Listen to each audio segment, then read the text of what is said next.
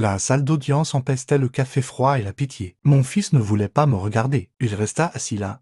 Mon garçon, mon sang, sa voix tremblait, mais elle était assurée. Mon père est un monstre, il ne mérite rien. Les mots n'ont pas suffi. Ils ont enterré, profond, délibéré. À côté de lui, sa mère essuyait de fausses larmes avec un mouchoir dont elle n'avait pas besoin. Elle a toujours été douée pour ça, pour infliger de la douleur tout en semant la destruction. Le marteau du juge s'abattit comme un cœur qui s'arrête. Maison, voiture, entreprise, tout lui appartient. J'ai hoché la tête une fois, je me suis levé et je suis parti. Pas de mots, pas de scène, juste la CLNCE. C'est ce qui l'a le plus perturbé. Mon silence, nous nous sommes rencontrés il y a 15 ans, sous une pluie battante. Sa voiture est tombée en panne devant mon bureau. J'ai proposé mon aide. Elle offrit un sourire qui aurait pu changer le cours de la journée. À l'époque, je pensais que la loyauté reposait sur l'amour. Maintenant, je sais que c'est basé sur l'effet de levier. Elle était intelligente, calculatrice. Le genre de femme capable de mémoriser vos faiblesses et de les présenter comme des compliments. J'ai tout construit pour nous, notre maison, notre entreprise, notre vie. Elle a aménagé une sortie discrètement.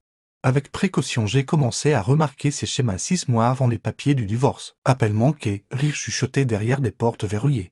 L'odeur d'une eau de Cologne masculine, bon marché, forte, qui persiste là où la mienne avait sa place. Je lui ai demandé une fois, doucement. Elle sourit. Tu te fais des idées. Je ne l'étais pas. Puis sont arrivés les reçus, les factures d'hôtel au nom de son assistante, un compte bancaire joint que je n'avais jamais ouvert et des messages, des captures d'écran d'un amour qui n'était plus le mien la nuit où je l'ai découvert.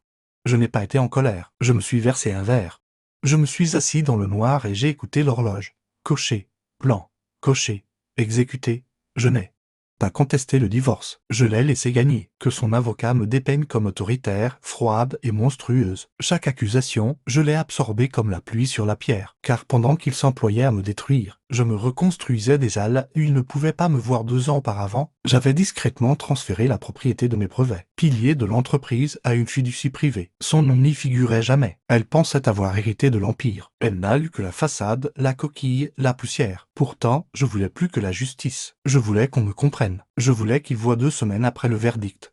Une lettre est arrivée à leur nouvelle demeure. L'enveloppe de mon avocat, blanc crème, gaufrée. Je savais qu'elle l'ouvrirait dans le salon, probablement près de la cheminée qu'elle avait choisie, où tout devait correspondre à sa perfection. La lettre était simple, conformément aux termes de la dissolution de la société. Les actifs transférés après la procédure de divorce sont soumis à une vérification préalable. Le tribunal exigera des déclarations de toutes les parties désignées comme bénéficiaires. Secondaire, y compris les mineurs, une façon juridique de dire que la fiducie a été dissoute et son contenu redistribué. Tous les dollars liés au nom de l'entreprise ont été gelés. La maison, les voitures, l'entreprise. Tout cela servait de garantie pour des dettes dont il ignorait l'existence. Elle a appelé en premier. Je n'ai pas répondu, puis mon fils. Sa voix était rauque et raillée. Comment avez-vous pu nous cacher cela? Je l'entendais crier en arrière-plan, paniqué. J'ai retenu mon souffle.